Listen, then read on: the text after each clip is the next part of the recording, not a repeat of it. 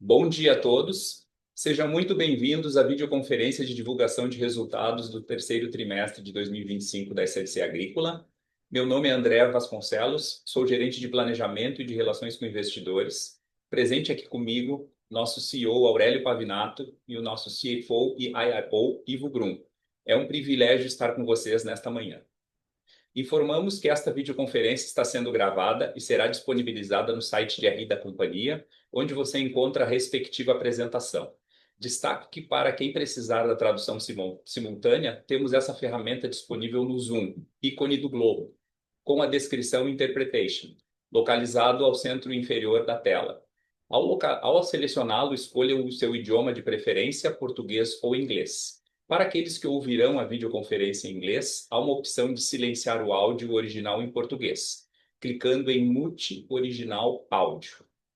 Para o Q&A, serão perguntas e respostas orientadas a que suas perguntas sejam enviadas via o ícone de Q&A no botão inferior da sua tela. Por padrão de dinâmica, seus nomes serão anunciados para que façam sua pergunta ao vivo. Neste momento, uma solicitação para ativar seu microfone e câmera aparecerá na tela. Caso não queira abrir seu microfone e câmera ao vivo, favor escrever sem microfone. Pergunta para que eu a leia em voz alta. Ressaltamos que as informações contidas nesta apresentação e eventuais declarações que possam ser feitas durante a videoconferência relativas às perspectivas de negócio, projeções e metas operacionais e financeiras da SLC Agrícola constituem-se em crenças e premissas da administração da companhia, bem como em informações atualmente disponíveis. Considerações futuras não são garantias de desempenho. Elas envolvem riscos, incertezas e premissas, pois se referem a eventos futuros e, portanto, dependem de circunstâncias que podem ou não ocorrer. Investidores devem compreender que condições econômicas gerais, condições de mercado e outros fatores operacionais podem afetar o desempenho futuro da SLC Agrícola e conduzir a resultados que diferem materialmente daqueles expressos em tais considerações futuras. Agora gostaria de passar a palavra ao nosso CEO, Aurélio Pavinato, para iniciarmos a nossa apresentação. Pavinato, pode prosseguir, por favor. Obrigado, André. Bom dia. Agradecemos a participação de todos na videoconferência de divulgação do resultado do terceiro trimestre de 2025 da SLC Agrícola. Vamos para o slide 4, por favor, onde vamos comentar sobre o mercado do algodão. O terceiro trimestre de 2025 foi marcado pela estabilidade nas cotações de algodão no mercado internacional e brasileiro, entre 65 e 67 centavos por libra, resultantes dos fundamentos de oferta e demanda a nível global. A expectativa de consumo mundial de algodão, cuja estimativa, segundo dados do USDA, para a safra 25-26 é de aproximadamente 119 milhões de fardos, frente a um cenário de produção de 118 milhões de fardos, o que resulta em um balanço global de oferta e demanda deficitário em 1 milhão de fardos. Em relação à demanda, estima-se que a indústria de fiação vem operando de forma estratégica, carregando estoques de matéria-prima e produto acabado abaixo da média histórica, reduzindo assim a liquidez futura do mercado e promovendo um arrefecimento nos preços. Tal comportamento de retração da indústria vem sendo provocado pelo aumento da aversão ao risco, reflexo de um cenário global mais desafiador, com taxas de juros e inflação em níveis altos e tensões geopolíticas. Acreditamos que a estabilização da inflação e o movimento de redução das taxas de juros iniciado nos Estados Unidos e Europa, importantes regiões consumidoras de artigos têxteis, são movimentos fundamentais para a melhora das expectativas de empresários e dos consumidores no contexto global. Falarmos sobre a soja. As cotações da soja no contrato spot da CBOT apresentaram significativa volatilidade ao longo do terceiro trimestre de 2025, ao passo que no mercado doméstico os preços se mantiveram relativamente estáveis. De fundamental importância no momento é o acompanhamento da colheita da safra norte-americana de soja, onde a área plantada no país foi reduzida em 7%, saindo de 87 milhões de acres para 81 milhões de acres. A nível mundial, o balanço entre oferta e demanda deverá apresentar produção superior ao consumo em aproximadamente 2 milhões de toneladas, sendo esse saldo um dos menores nos últimos anos. Vamos avançar para o slide 6 para falarmos sobre o milho. Os preços do milho no contrato spot da CBOT e no mercado doméstico brasileiro apresentaram oscilações de maneira divergente ao longo do terceiro trimestre de 2025. Os preços de milho no Brasil, apesar de movimentos negativos de curto prazo, encontraram um importante patamar de suporte, amparados pela crescente demanda nacional decorrente do crescimento da indústria produtora de etanol de milho. O mercado global de milho atravessa uma conjuntura de equilíbrio momentâneo, onde projeta-se uma produção superior à demanda de apenas 5,7 milhões de toneladas. Vamos para o slide 8 para falarmos sobre o nosso desempenho operacional na safra passada, 24-25. A safra de soja foi totalmente colhida, atingimos 3.960 quilos por hectare, 21% superior ao ano anterior, praticamente estável em relação ao nosso orçamento, e 9,4% superior à média nacional. No algodão, atingimos uma média geral de 1.914 quilos por hectare de pluma, inferior ao nosso projeto e à média nacional devido à seca ocorrida em algumas fazendas na Bahia. O milho segunda safra atingiu um recorde histórico de 8.243 quilos por hectare, 9,3% superior ao projeto inicial e 27% superior à média nacional. No slide 9, trazemos o custo unitário da safra 24-25, que, em consequência das maiores produtividades, apresentou expressiva queda versus a safra 23-24. A soja apresentou queda do custo unitário de 27% em comparação com a safra anterior, enquanto o milho registrou uma redução de 17%. O algodão, média entre primeira e segunda safra, sofreu em virtude da menor produtividade e aumento do volume com defensivos em relação ao nosso orçamento. No slide 10, demonstramos a nossa posição de hedge atual para a safra 24-25. Pelo lado do hedge, avançamos na posição da safra 24-25. Na soja, somados os compromissos, travamos 100% da produção. No milho, estamos com 97% da produção vendida. E no algodão, chegamos a 63% de proteção. Passo a palavra agora para o colega Ivo Brum para comentar sobre o nosso desempenho financeiro. Ivo, por gentileza, pode prosseguir. Bom dia. Por favor, ir para o slide 12, onde trazemos alguns destaques do nosso demonstrativo de resultado. Primeiramente, nossa receita líquida totalizou no trimestre 2,1 bilhões, um crescimento de 28% em comparação com o mesmo período do ano passado. Esse resultado demonstra o maior volume faturado de soja e milho. No semestre, a receita líquida atingiu 6,3 bilhões, crescimento de 27%. No trimestre e no período, acumulado de 9 meses, atingimos um recorde histórico de volume e receita faturada. O nosso EBITDA ajustado no trimestre alcançou 531 milhões de reais, com margem de 25,5%. No semestre, alcançamos um EBITDA ajustado de 2 bilhões, com margem de 32%, em linha com o nosso histórico. Passando para o resultado, o lucro líquido foi negativo de 14,5 milhões, uma redução de 2,8 milhões em relação ao trimestre anterior. Essa variação ocorreu devido aos seguintes fatores: incremento de 343 milhões no lucro bruto, aumento nas despesas de vendas gerais e administrativas e outras receitas e despesas operacionais em 132 milhões de reais, sendo 51 milhões de reais não recorrentes, referente à venda para terras da empresa cindida da Sirens. Tivemos também resultado financeiro negativo de 126 milhões e aumento no imposto de renda e contribuição social.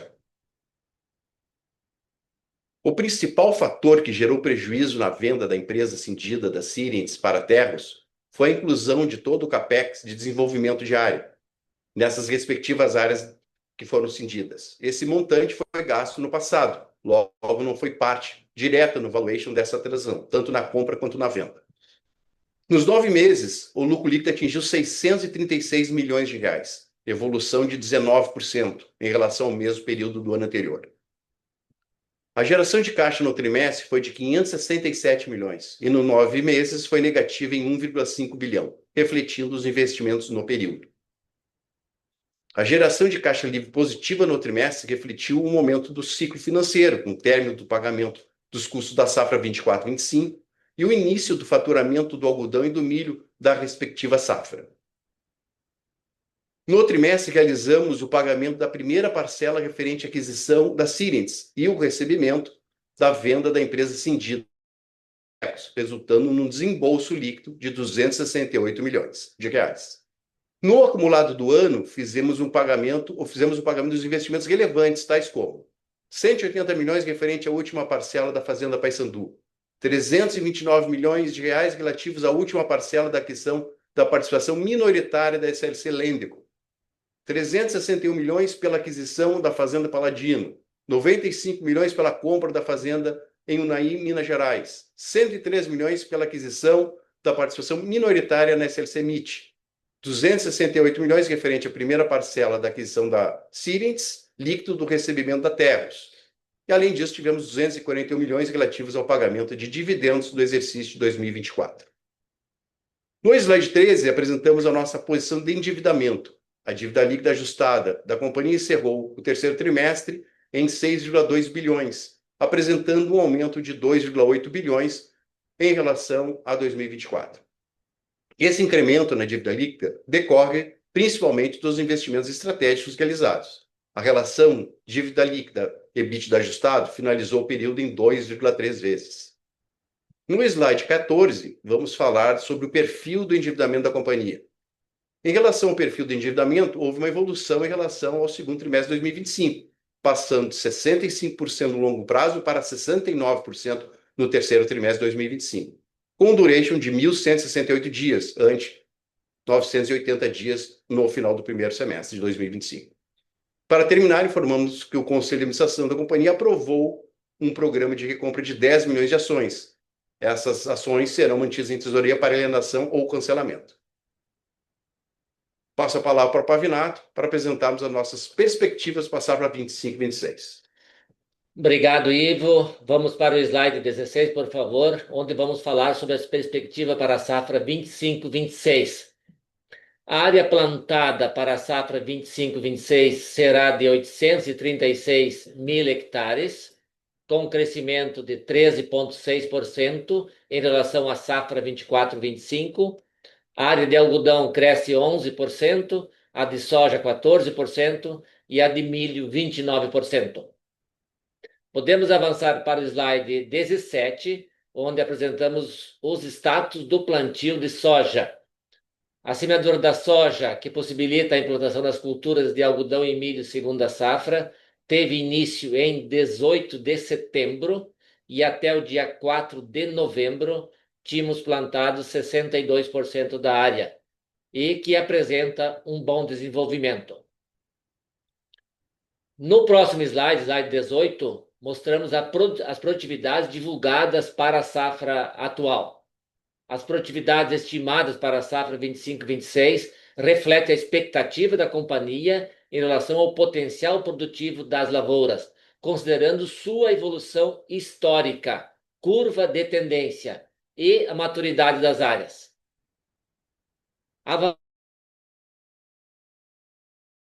Onde vamos comentar sobre os custos por hectare. o custo total por hectare orçado ficou em R$ 7.082, 9,7% superior à safra 24-25. Fizemos os últimos ajustes no custo com a aquisição de praticamente 100% dos insumos. Os principais fatores que suportam esse incremento no custo por hectare se referem ao aumento no volume de fertilizantes, fortalecendo a adubação das nossas lavouras, e o reforço no pacote de defensivos. Podemos avançar para o slide 20, onde apresentamos a posição atual dos REDs da safra 24-25 e 25-26. Avançamos também nas posições de RED para a safra 25-26, já fixamos 60% da soja, somados os compromissos, travamos 27% do algodão e fixamos 19% da produção do milho. No slide 21, estamos divulgando a nossa previsão de vendas de sementes para 2026.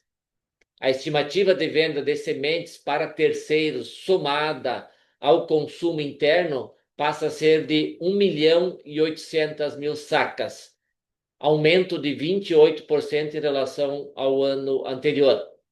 Para sementes de algodão, a meta de venda para terceiros, também somada ao consumo interno, passa a ser de 157.000 sacas, um aumento de 8% frente ao ano anterior.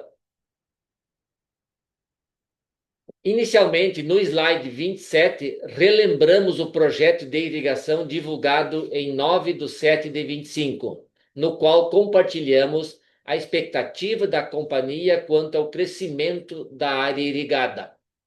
Na safra 24-25, a companhia tinha 16.025 hectares de área irrigada. Para a safra atual, estão sendo implementados mais 3.360 hectares, totalizando 19.385 hectares irrigados. A intenção é atingir 53.180 hectares irrigados nos próximos anos.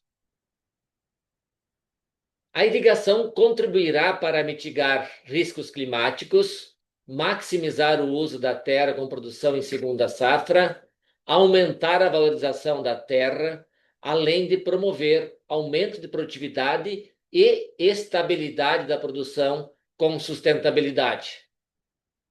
Agora, passamos para o slide 25, no qual apresentaremos a estratégia do negócio de negociação entre a SLC Agrícola e os FIPs administrados pelo Banco BTG Pactual. Então, os objetivos são monetizar as terras a preço de mercado, maximizar a eficiência operacional por meio de projetos de irrigação, um contrato de parceria agrícola, remuneração do parceiro 19% da produção obtida e um prazo de contrato de 18 anos, posteriormente sendo renovado de 3 em 3 anos. Por último, avançamos para o slide 26, no qual apresentamos a estrutura da operação. Serão constituídas SPS, com participação de 50,01% da SLC Agrícola e 49,99% dos FIPs administrados pelo Banco BTG Pactual. A SLC Agrícola fará a subscrição da Fazenda Piratini e da infraestrutura de irrigação a valor de mercado. Os fundos aportarão 1.033 bilhões de reais, sendo 914 milhões à vista no closing e 119 milhões a ser aportado na conclusão do projeto de irrigação da Fazenda Piratini, provavelmente no segundo semestre de 2026.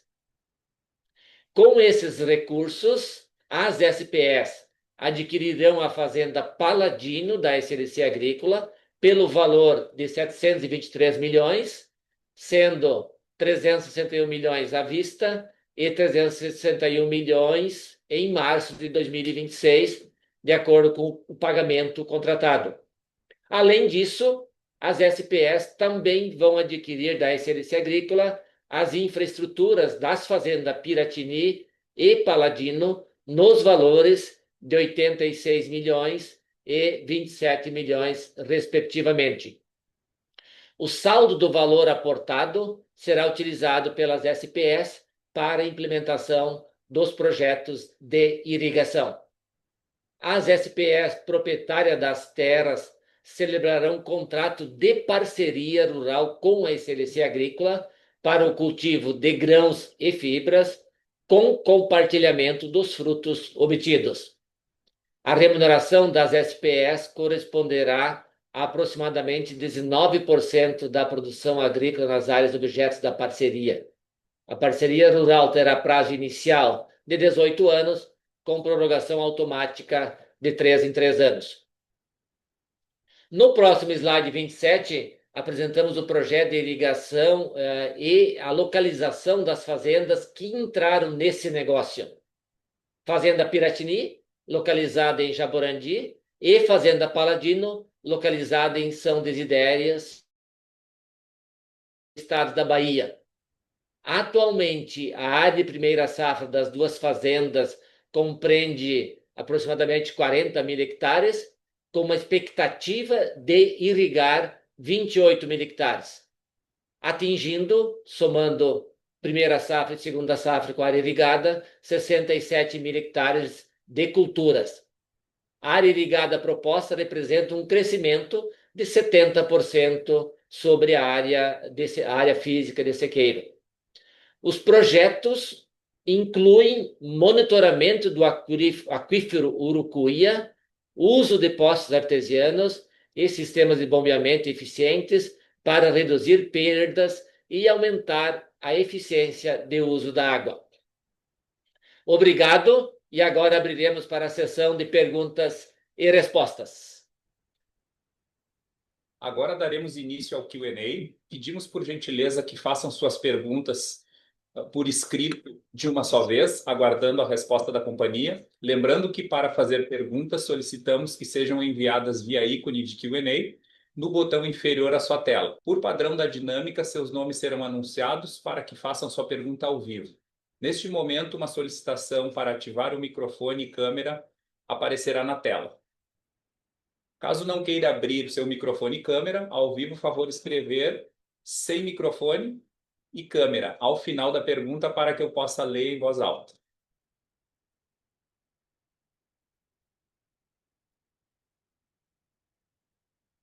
Então, temos aqui a primeira pergunta, então, do senhor Lucas Ferreira. Lucas, por favor, pode abrir seu microfone e câmera e fazer a sua pergunta. Banco JP Morgan.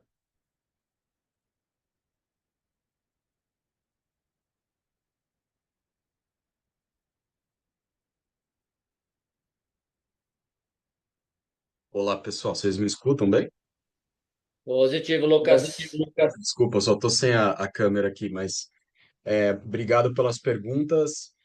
As minhas perguntas são sobre a transação que vocês anunciaram ontem com as FIPs.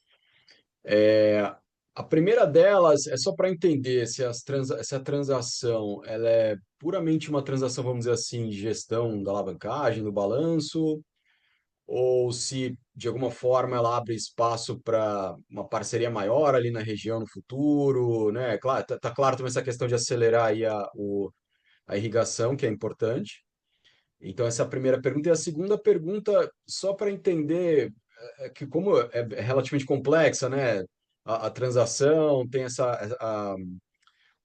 parte da produção que vai ficar com as FIPs lá na frente. Primeiro, como é que vocês avaliaram a Piratini nessa transação, se ela versus o que ela estava na avaliação, né, de NAV de vocês, aquela anual, e se tem alguma estimativa que vocês podem compartilhar ou não, na visão de vocês, vamos dizer assim, o custo, né, implícito dessa transação com essa divisão aí dos volumes lá na frente. Obrigado. Obrigado, Lucas, pela pergunta. Sim, Lucas, vou detalhar um pouquinho mais a transação para vocês entenderem, né? Então, nós aportamos a Fazenda Piratini pelo valor de appraisal. Então, esse é o aporte que a gente fez, além do sistema de irrigação que nós tínhamos implantado até o ano passado. E a infra que entrou junto nesse pacote. Então, as SPS, elas serão donas das terras, serão donas da infra e serão donas do sistema de irrigação. E a SLC Agrícola vai operar essas duas fazendas. Com o dinheiro que a gente está captando, então, com os investidores, a gente vai adquirir a Fazenda Paladino.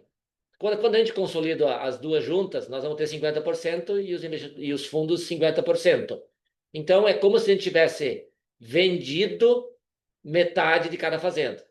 Então, a gente vai continuar sendo dono de 50% da Piratini e sendo dono de 50% da Fazenda Paladino. Então, esse é o racional. O nosso aporte é a Fazenda Piratini.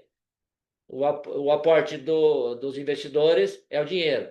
E com esse dinheiro a gente compra a Fazenda Paladino, que nós havíamos comprado da Mitsui há alguns meses atrás, né? Então a gente está incorporando a Fazenda Paladino nessa transação. E essas SPS elas vão fazer os investimentos adicionais em irrigação. Então, para nós, é um dinheiro que permite a gente acelerar os projetos de irrigação e acelerar a geração de valor nessas duas fazendas. Duas fazendas hoje que produzem sequeiro e que vão produzir culturas irrigadas. A gente vai ter uma produtividade, 2 safras por ano, hoje é 1 safra por ano no sequeiro, 2 safras por ano e 2 safras por ano com estabilidade de produtividade. Então, na nossa matemática, é geração de valor sem aportar dinheiro. Então, essa é a nossa matemática econômica financeira desse investimento com esse parceiro dentro de uma visão que nós estamos destravando o valor dos nossos ativos imobiliários. Nós estamos utilizando nosso ativo imobiliário para destravar valor e acelerar os investimentos em irrigação, gerando valor na produção. E a divisão, a partilha dos 19% é um racional que fica um retorno adequado tanto para os investidores quanto para nós. Claro, Pavinato, obrigado. Obrigado, Lucas. Vamos agora, então, passar para a Isabela Simonato, do Bank of America. Isabela, por favor, pode abrir a sua câmera e microfone e fazer a sua pergunta?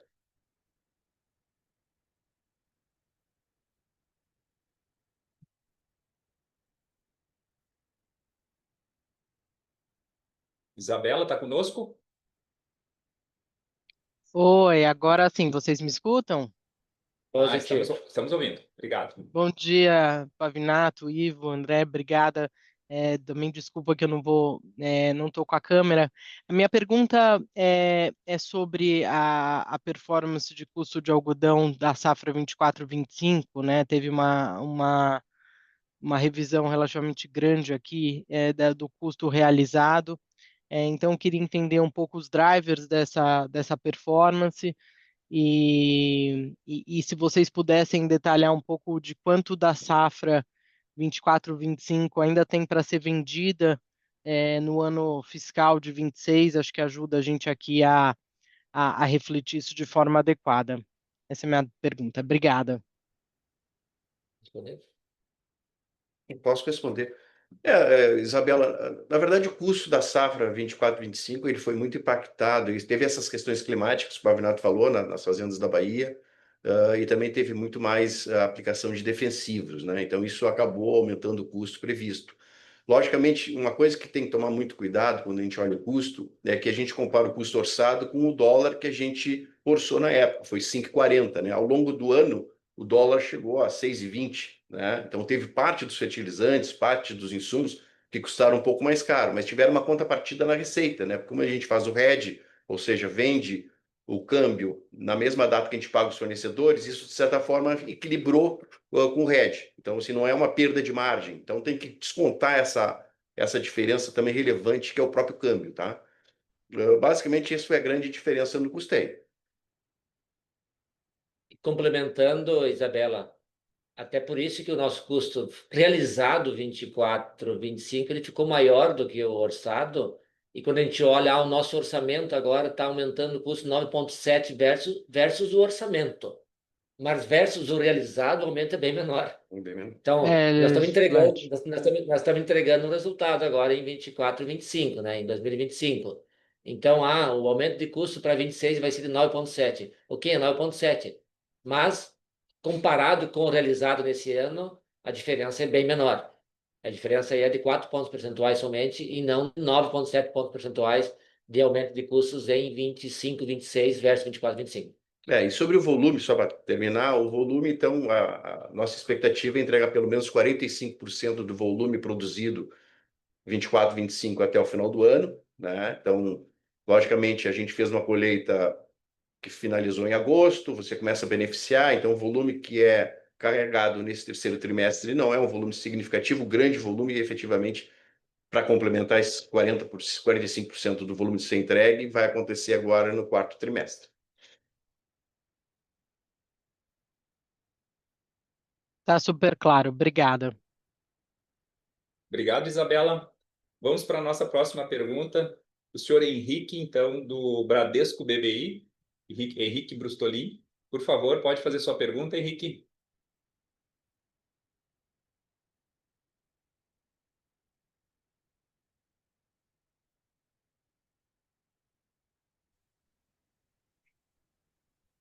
Henrique está conosco? Tô. Bom dia, Pavinato, Ivo, André. Obrigado por pegar minhas perguntas aqui. Eu tenho dois temas que eu queria explorar. O primeiro sobre a transação também. O primeiro ponto é como que vocês avaliam quão replicável esse modelo pode ser olhando para frente, né? De fazer a parceria para ajudar a financiar expansões e principalmente esses projetos de irrigação.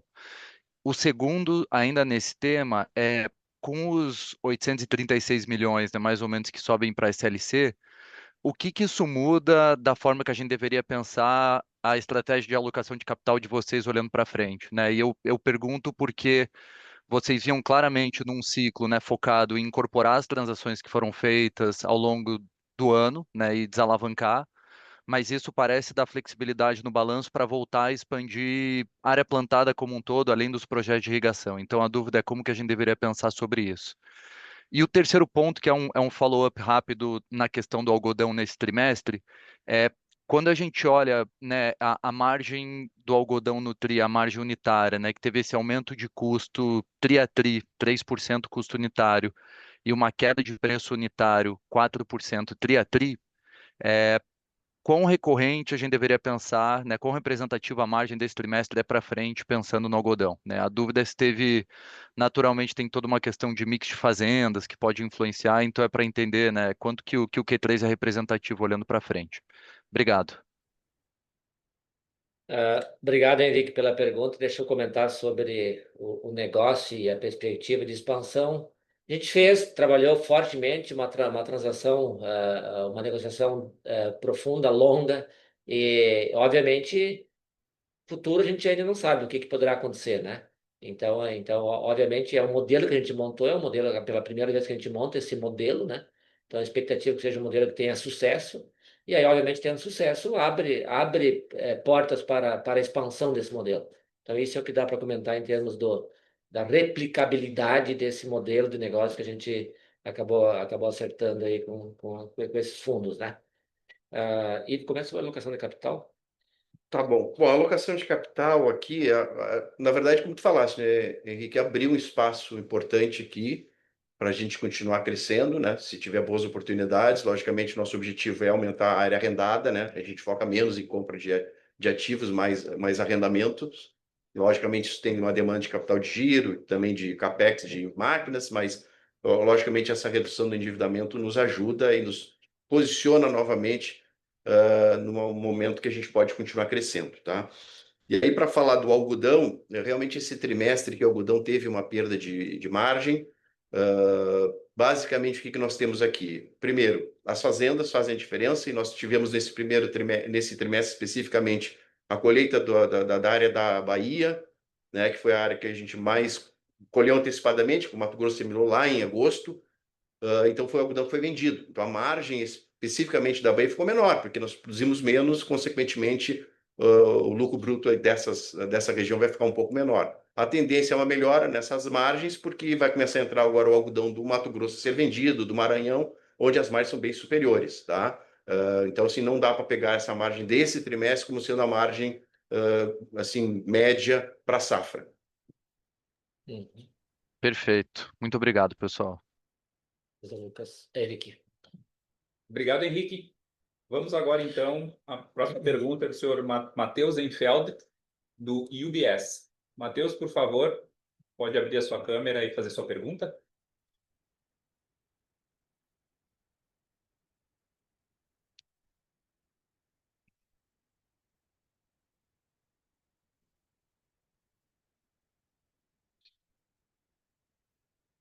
Oi, Matheus.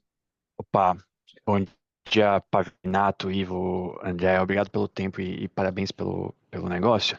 Minha primeira pergunta é sobre produtividade da soja e a safra 25-26, principalmente no Mato Grosso.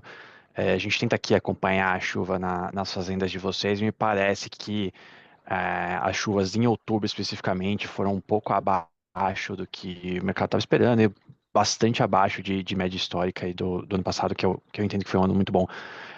Como é que vocês enxergam o risco de produtividade agora? Se já estava incluído uma visão um pouquinho pior de clima para esse momento do ano, ou se tem alguma preocupação adicional, dado que a gente viu de chuva até agora? Essa é a primeira pergunta.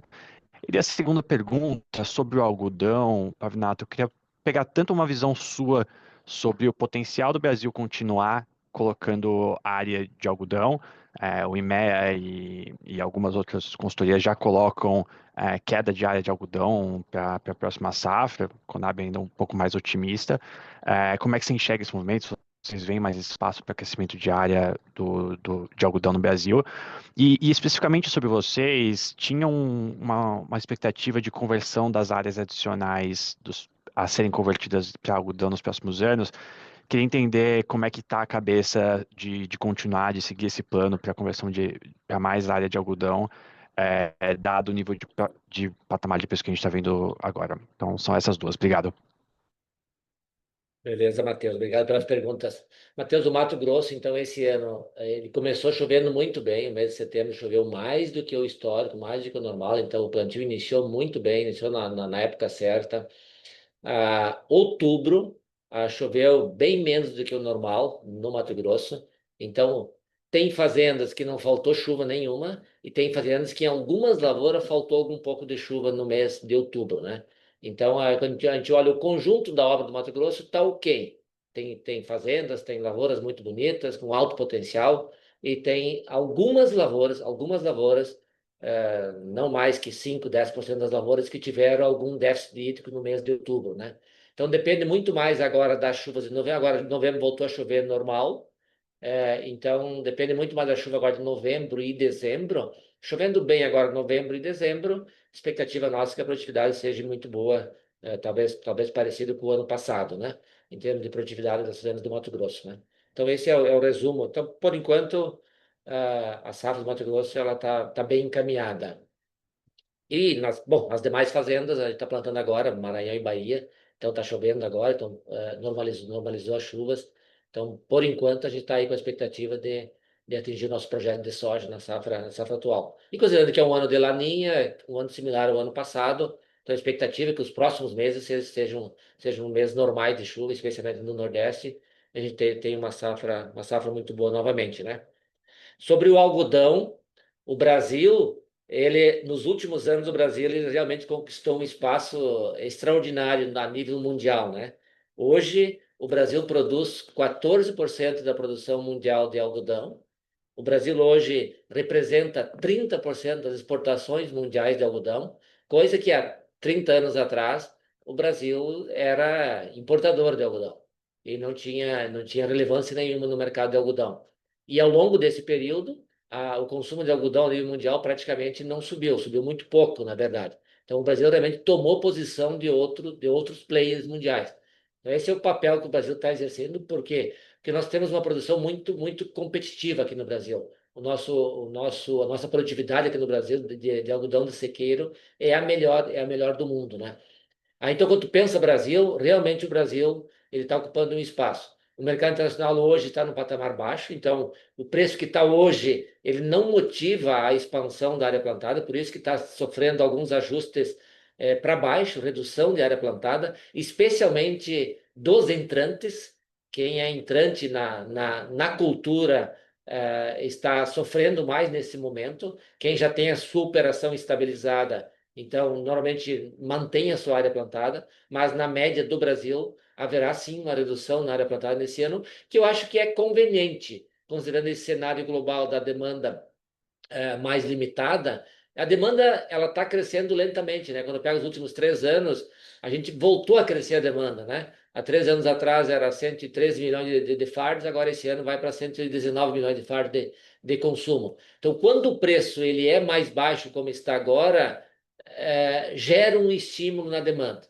E aí essa demanda está acontecendo. Então, nós como SLC, a gente tem toda uma estratégia de analisar fazenda a fazenda, onde que a cultura é mais rentável em comparação com a soja, com o milho, e a gente então planta mais ou menos algodão. Obviamente que nesse nível de preço, a gente deverá retirar o pé em termos de novos projetos. Vamos aguardar uma recuperação nos preços para a implantação de novos projetos, novas algodoeiras. Então, isso é meio que natural. A gente maximizar os ativos que nós temos hoje.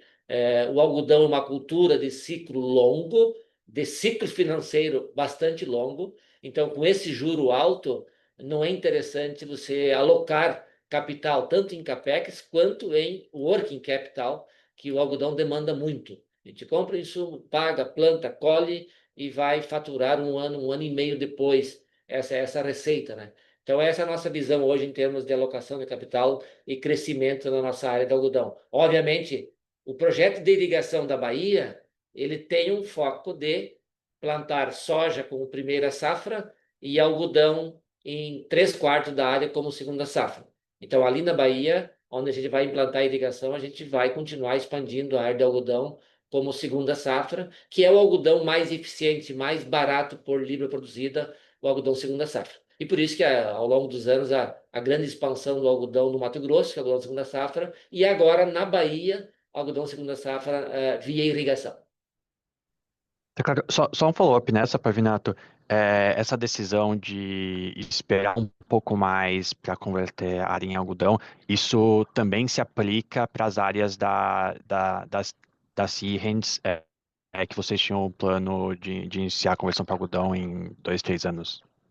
Especificamente são 3 fazendas que nós ficamos, né, da Cientes, né? 2 fazendas do Maranhão. Tem uma fazenda que nós já estamos construindo uma algodoeira na fazenda ali ao lado de uma delas. Então ela já vai estar atendida em termos de algodoeira para nós colocarmos algodão. A outra fazenda é uma fazenda que tem um alto potencial para soja e milho segunda safra. Então a gente vai fazer conta entre algodão e milho segunda safra versus algodão. Então, provavelmente, neste caso, a gente vai postergar o investimento em algodão nessa segunda fazenda do Maranhão. Na fazenda lá do Pará, esta nunca foi a nossa estratégia de botar algodão, sempre foi soja e milho, né? Perfeito, muito obrigado. Reforçando, né, Matheus? Assim, essa combinação de juros altos com preço baixo, ele tira esse incentivo. Se o juro cai, pode ser que isso já, com 68 cents, já dê jogo para fazer algodão. É que hoje, com essa combinação, fazer investimento, pagando juros de 15% ao ano no mínimo, né? Tá pesando muito em qualquer retorno de investimento. Sim. Obrigado. Obrigado, Matheus. A nossa próxima pergunta, então, vem do Gabriel Barra, do Citi. Gabriel, por favor, pode fazer a sua pergunta.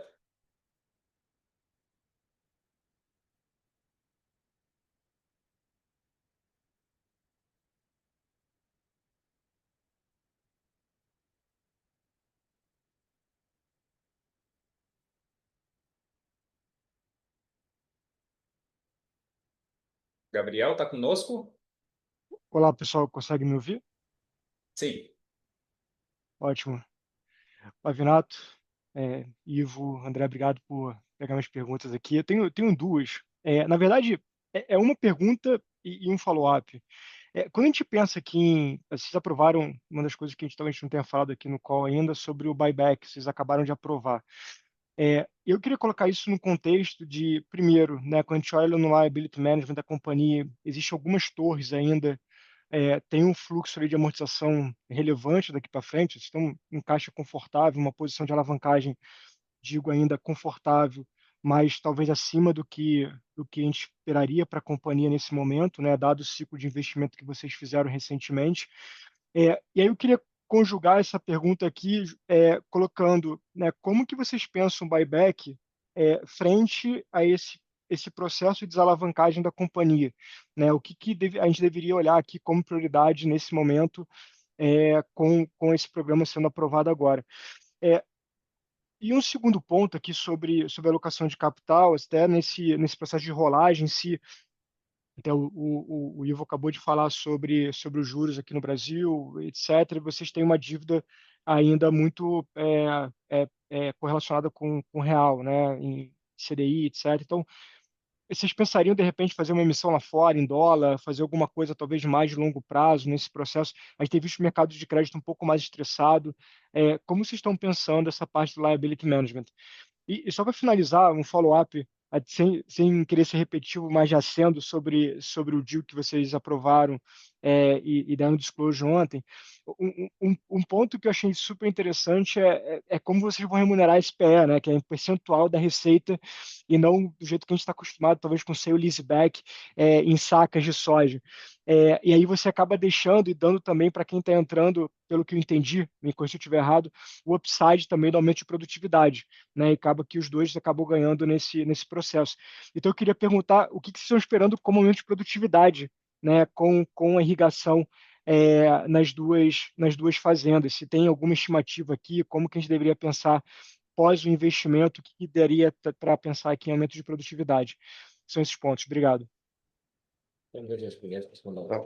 Então vamos lá. Sobre o buyback, Gabriel, é o seguinte: importante realmente esse deal vai trazer a companhia para dentro de uma alavancagem que vai nos deixar mais confortáveis, né? A gente sempre sinalizou que o nosso conselho aqui recomendou que a gente não passasse muito de 2 vezes a relação dívida EBITDA, né? Agora nós fechamos o trimestre com 2,3. Logicamente, nós estamos construindo esse deal já faz um tempo e o objetivo realmente é ficar abaixo de 2 vezes.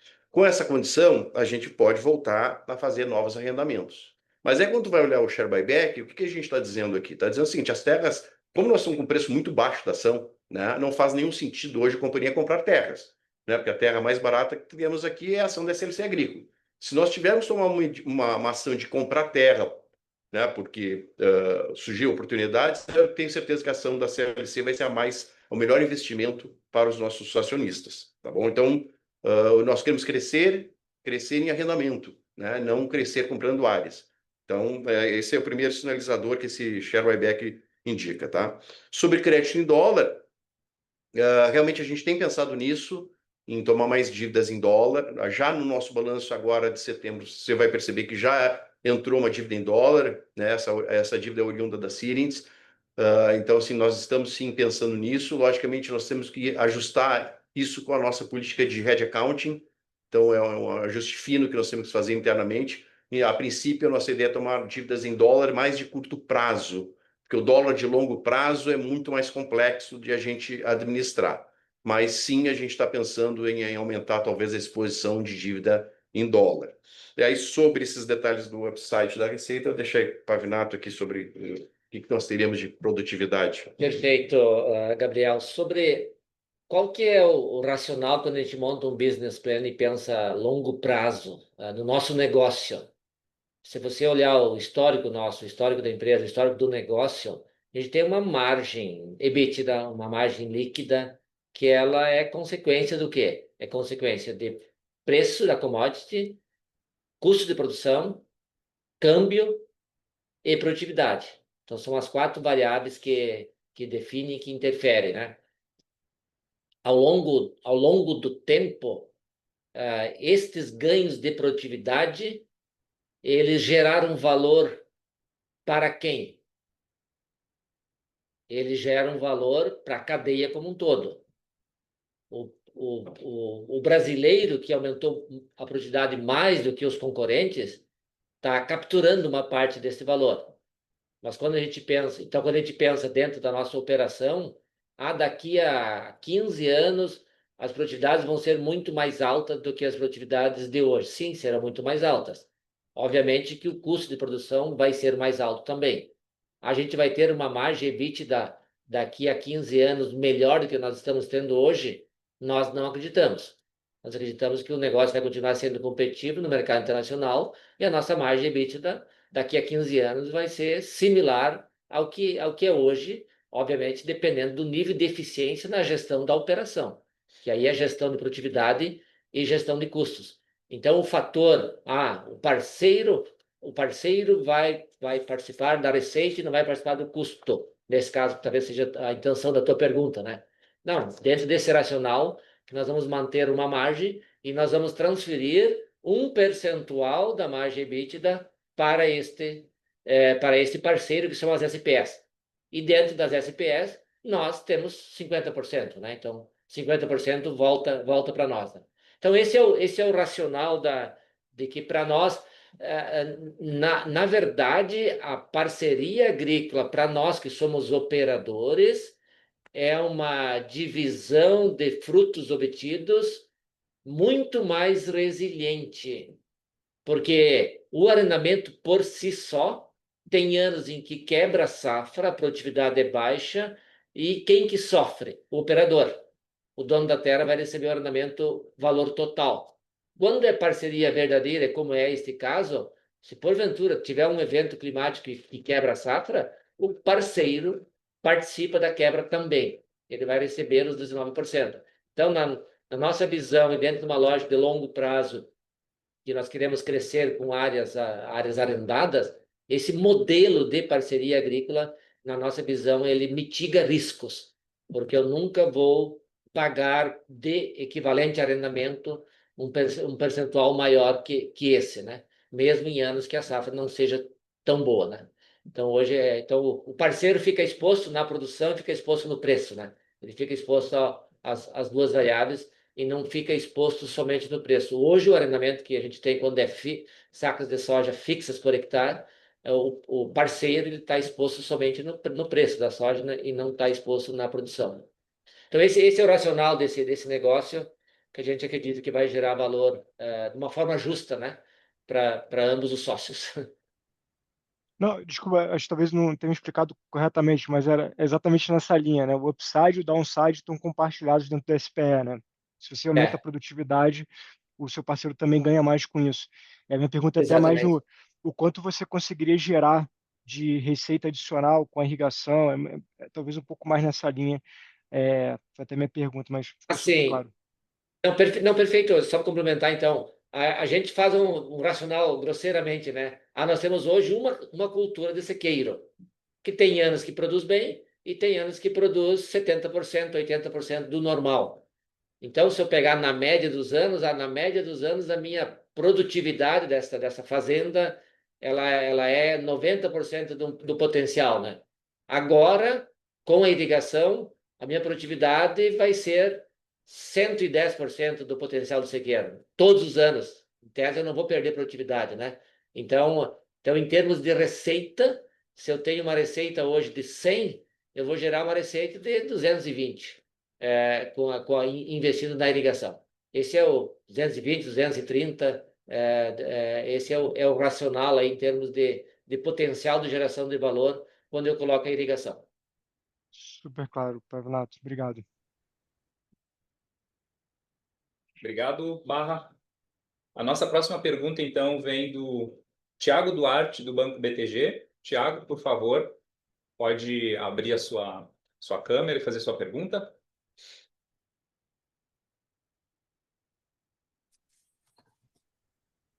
Oi, pessoal, muito bom dia.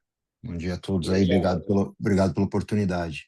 A minha pergunta é justamente sobre essa oportunidade, né, do ganho com os projetos de irrigação, mas talvez sob uma outra ótica, né? Pavinato, hoje, quanto custa aproximadamente irrigar um hectare, né? Construir a infraestrutura da irrigação de um hectare, né? Porque aí você junta isso com esse exercício que você fez agora há pouco, né? Do que você remunera esse hectare a mais em relação ao sequeiro, a gente consegue fazer uma conta boa, que me parece muito atrativo, mas queria confirmar com vocês do que é o retorno da irrigação nas Sim. condições de mercado de hoje. Então, essa seria a primeira pergunta. E a Deixa, segunda deixa, pergunta... deixa eu responder essa então primeiro, Tiago. Claro. Então, Tiago, assim, ó, incluindo o sistema de irrigação, assim, o pivô, toda a infra que precisa ser construída, energia elétrica, obviamente depende de projeto a projeto, mas em torno de R$ 25.000 por hectare. Então, é R$ 25.000 o hectare para você gerar aquela receita adicional por aqui. Que, na verdade, eu até imaginaria que é maior do que esse exercício que você fez do 100 virar, do 100 virar 200 e pouco, né? Porque você vai fazer algodão, né, na segunda safra, né? Então, que você tem uma receita unitária bem maior, né? Tá correta a minha leitura, certo? Assim, você está certo, na verdade. Se eu pegar somente a produtividade, já era 230. Mas Perfeito. se eu considerar que eu ponho o algodão... Não, é que eu tenho um ano, vamos pensar assim, eu tenho sequeiro, um ano soja, um ano algodão. Então, nos 2 anos, eu gero 8 mil com soja, mais 20 mil com algodão, ou 22. Então, gero 30 mil em 2 anos, né? Em 2 anos. Agora eu vou gerar os 30 mil, mais a produtividade adicional por ano, né? Então, Perfeito. a conta eu acho que é essa. Então, eu vou gerar no mesmo ano, eu vou gerar as duas culturas e com a produtividade bem maior, né? E a produtividade, no caso do algodão da Bahia irrigado, realmente ela tem surpreendido positivamente quando tem irrigação, né? Esse ano a gente E com, me- fechou e com 390 menos arrobas por hectare. É, e com menos risco, porque você não quebra a safra, né? Você faz é, chover é, quando precisa, né? exatamente, exatamente. Perfeito, não, tá super claro. E aí a minha segunda pergunta também já foi levemente discutido sobre a indicação, né, o guidance, o projeto, né, o orçamento de custos para a próxima safra para 25, 26, aquele crescimento agora de 9,7% ou de 4%, grosso modo, se a gente considerar o custo efetivo da 24, 25. Eu queria, se possível, que vocês qualificassem um pouco essa alta de custo para a próxima safra em relação à atual, como se a gente fosse quebrar o que é volume e o que é preço, né? Porque eu tenho a impressão que uma parte dessa alta de custo ela tá associada a uma eventual necessidade de correção de solo maior nas terras que vocês incorporaram da Cearense esse ano, né? E aí eu queria entender justamente se tem esse componente, vamos dizer assim, one-off, né? Para essas terras que vocês estão incorporando quando a gente olha a base de custo que vocês estão orçando para o ano que vem. É isso, obrigado. Não, perfeito, Tiago. Assim, ó, a gente tinha um orçamento para a safra 24/25. Ao longo do ciclo, a gente teve que aplicar mais defensivos, especialmente no algodão, variedades que estão perdendo a resistência da transgenia que elas possuíam. E aí, por isso, a gente acabou gastando mais do que o previsto na safra 24/25. O que aconteceu agora na safra 25/26? Defensivos. A gente já fez um orçamento já colocando todos esses produtos adicionais. Por isso, teve um aumento de pacote tecnológico com defensivos para a safra 25/26. Na parte de fertilizantes, nós estamos adubando melhor as lavouras. Esse é o resumo.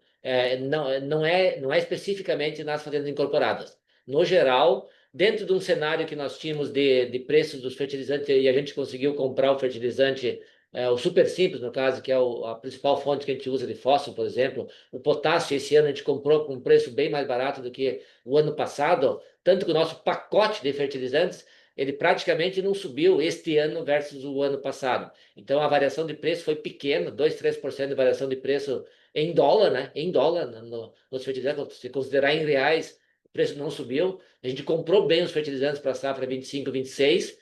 E aí, de certa forma, a gente estimulou e planejou adubar melhor as lavouras. E aí gerou um aumento no pacote. Então, a gente estudou muito esse assunto, por que está aumentando o custo de produção nosso, né? Então, realmente é o planejamento agrícola nosso que a gente está gerando esse aumento de custo na safra 25, 26 versus a 24, 25, nas contas que são dolarizadas, no caso, que são os insumos, né? Nas contas que são em reais, aí tem um aumento de custos da inflação, né? Em mão de obra e tal, toda a parte de serviços acaba tendo a inflação que acaba gerando um aumento de custo também, né? Então, esse é o resuminho do que justifica o custo estar aumentando na safra 25, 26 versus a 24, 25, né? Nós estamos compensando isso com com um aumento de produtividade. Nossa meta de produtividade das 3 culturas ela é um pouco maior do que era a nossa meta para esse ano. E no caso, pegando as 3 culturas, então a gente compensa os preços também em reais. Nós estamos com uma porção de cambiais fixados para 26 em câmbios superiores aos cambiais desse ano. Por isso que mesmo com esse aumento de custo, a gente está ainda num cenário, a gente conseguir entregar níveis de rentabilidade em patamares similares, obviamente vai depender muito da produtividade. A produtividade vai ser determinante aí nessa safra 25, 26. Mas esse ganho maior, que tá claro pela tua resposta, que é muito mais volume por hectare aplicado do que preço, né? Isso aí, isso aí. E aí a minha pergunta é se esse volume, ele é, vamos dizer assim, uma vez, não, ele vai acontecer agora e aí normaliza depois, ou se é um outro patamar, né? Mas entender a recorrência desse volume aplicado por hectare médio. Eu vou te responder. Se os preços continuarem baixos, o volume reduz na safra seguinte. Se os preços se recuperarem e subirem, talvez não reduza. Então tem uma conexão aí com o preço das commodities e o quanto que a gente deve investir nas lavouras. Tá bom, muito obrigado. Beleza. Obrigado, Thiago. A nossa próxima pergunta vem do senhor Leonardo Alencar, então, da XP. Leonardo, por favor, pode abrir a sua câmera e fazer a sua pergunta.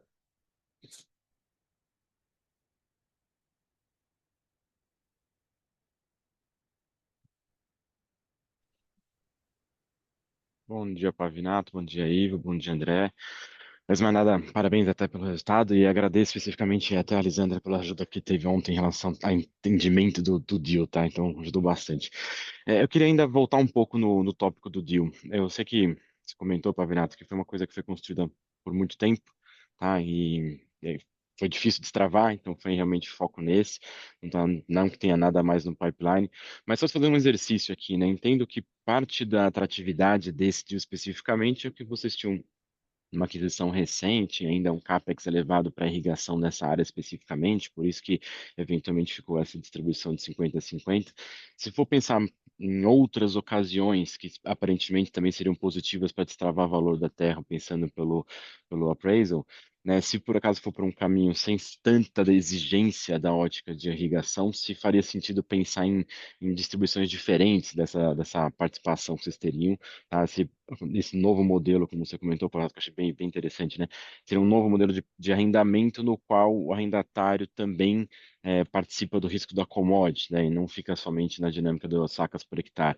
Então, se a gente fosse pensar em eventuais outros deals semelhantes, deveriam ter algumas métricas diferentes, não tanto na mesma proporção dada essa exigência de CAPEX, só para ver se faz sentido concluir esse ponto, tá? Além disso, aí um follow-up, na verdade, mais a parte de SG&A que veio um pouco mais alto, eles comentaram até na questão de frete de milho por conta da Síria, se isso eventualmente é algo pontual, se acha que tem algum tipo de impacto mais para frente, só para poder ajustar um pouco nossa leitura para frente. É isso, obrigado.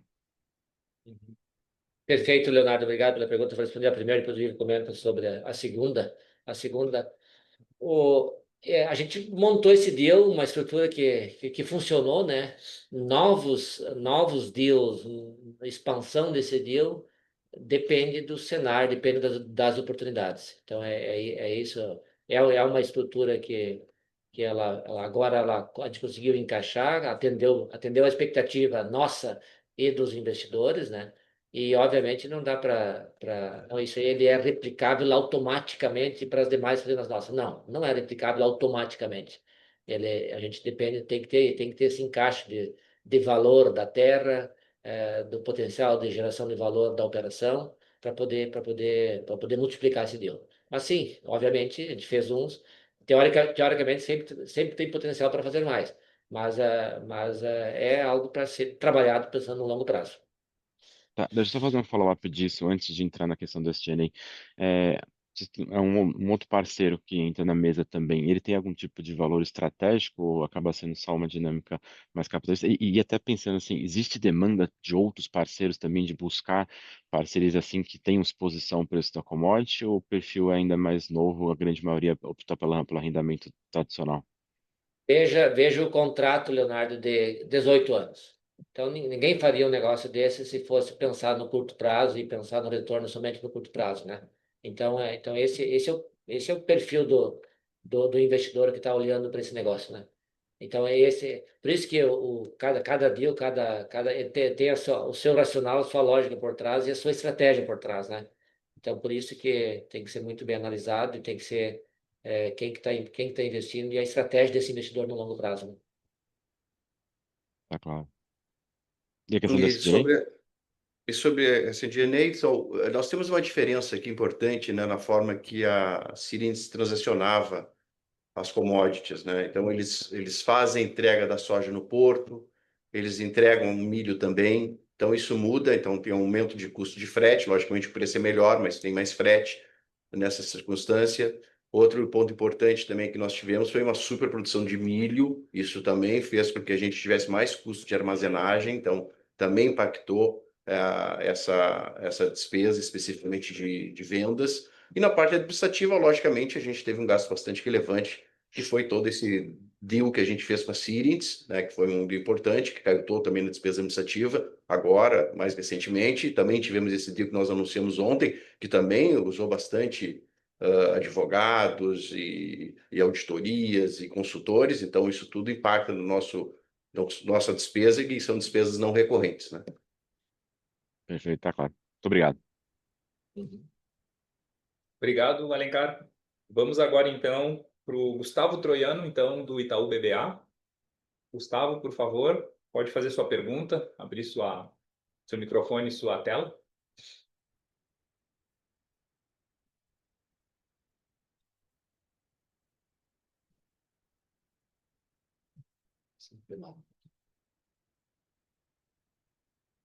Fala, pessoal, vocês me ouvem? Positivo, Gustavo. Bom dia, obrigado pelas perguntas, pessoal. São dois pontos que eu queria explorar aqui, na verdade. O primeiro, acho que a gente discutiu bastante sobre, né, a SPE e os retornos potenciais, mas eu queria tentar explorar um pouquinho sobre o timing, né, sobre esses investimentos de irrigação, especialmente.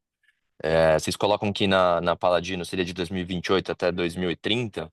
Mas seria legal explorar um pouco o passo a passo, né, para a gente chegar lá, até para a gente entender um pouco, uma vez aprovado, né, todas as necessidades de captação de água, energia elétrica, se esse capex seria despejado de uma vez só, né, nas fazendas, ou se seria ao longo dos 3 anos. Então, mais para entender a curva, né, de extração desse retorno todo que a gente discutiu anteriormente aqui. E aí a segunda pergunta, pessoal, sobre alocação de capital, eu queria tentar relativizar um pouco as oportunidades que vocês têm indo para frente, né? A gente já discutiu bastante expansão em arrendamento potencial, expansão em irrigação, e tem uma terceira vertente aqui que seria legal ouvir de vocês também, que em meio a esse, né, crescimento do etanol de milho no Brasil, eu queria entender se tem alguma oportunidade para vocês de surfar isso, né? Seja via alguma parceria com algum operador de indústria, dado que a gente viu alguns formatos parecidos, né, acontecendo no Brasil. E aí, nessa relação entre arrendamento, irrigação e potencial investimento em etanol de milho, seja ele como for, como é que vocês priorizariam, né, essas vertentes aqui, dado que, enfim, tem vários projetos e o capital eventualmente vai se limitar, né? Então, mais para entender um pouco a cabeça de vocês nesse sentido. Obrigado, pessoal.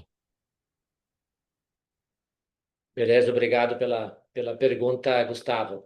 O investimento em irrigação neste projeto que nós anunciamos ontem, então na Piratini a gente já tem as outorgas de água, já tem a energia, por isso que nós já vamos fazer, já estamos contratando a expansão da área de 6.300 hectares já para a gente fazer o investimento em 2026, com o dinheiro o caixa que vai ter as SPS, mais a geração de caixa da parceria, né? A Paladino, nós colocamos 28 a 2030, justamente, que é o prazo que nós temos hoje. Em termos de outorga de água, a gente já tem boa parte das outorgas conseguidas, então, aparentemente, a gente vai conseguir todas as outorgas mais rapidamente, mas a energia não. A energia, então, hoje o projeto está desenhado com a Coelba, é de nós ter a energia em 2028, por isso nós colocamos o investimento a partir de 2028. E aí, dentro da geração de caixa das próprias SPE, a gente vai ter recursos para fazer os investimentos 2028, 2029, 2030, em 3 anos ou em 2 anos, fazer tudo. Depende aí então da decisão naquele momento, né? Então, então a gente está hoje, de certa forma, confortável com o desenho montado em termos de entregar esse projeto no prazo combinado, né? Sobre a alocação de capital, a alocação de capital aí agora, aquela história, quando a gente tem opções de alocar capital, é bom, né? Você não é obrigado a alocar capital somente em uma alternativa, né? Então é isso, e obviamente depende muito desse custo de capital. Hoje nós temos um custo de capital muito alto, então hoje tem que pensar duas vezes antes de alocar um capital em qualquer negócio, né?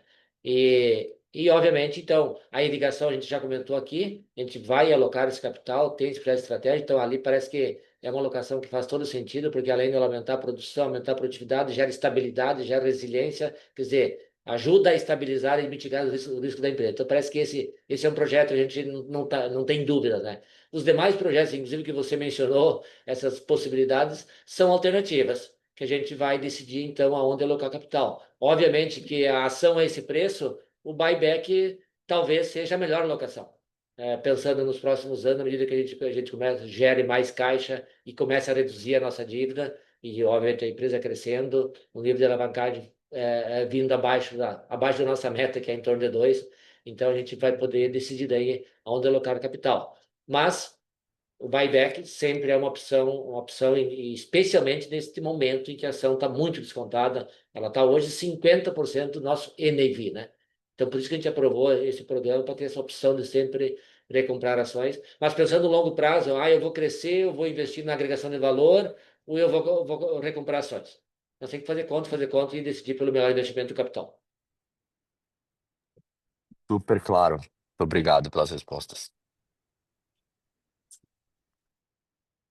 Obrigado, Gustavo.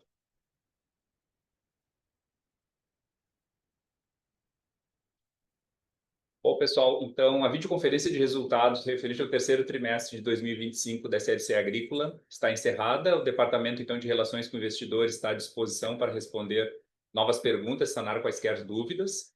E muito obrigado a todos os participantes. Tenham um bom dia. Obrigado.